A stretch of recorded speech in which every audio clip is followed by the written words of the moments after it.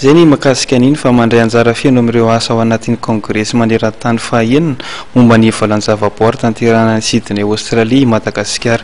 Délégation mafonja tarihin'ny filoham-pirenena Rajonary Mampiana no lasa namonjy ity congrès ity. 12 Novambra lasa teo nanomboka tao Sydney Australie ny congrès iraisam-pirenena fahaenina momba ny valan-javaboary na ny 6e congrès mondial des parcs.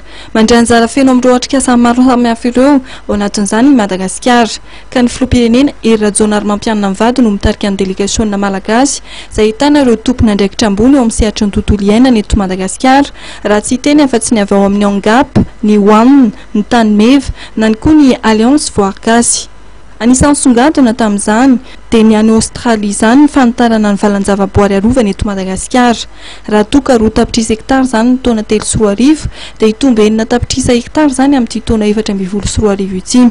Maro ihany koa ny dingana izay tsy maintsy ho lalovan'ny firenena malagasy eo amin'ny sehatry ny tontolo iainana ka anisan'izany ny ady atao amin'ny fanondranana tsokosoko ny harem-pirenena izay mampikatso ny fampandrosoana indrindra ny fampandrosoana eo amin'ny lafiny fikajiana ny zavaboary. Tanjon'ny gouvernement araka izany ny ampandraisana anjara ireo vahoaka avy any fotony mba hikajy sy hitandro ireo zavaboary eto Madagasikara. Tapitra treto indray ny fotoanantsika tamin'ity androany ity. Isaorana feno ianao naharitra ny jery hatramin'ny farany ny fandaharantsika.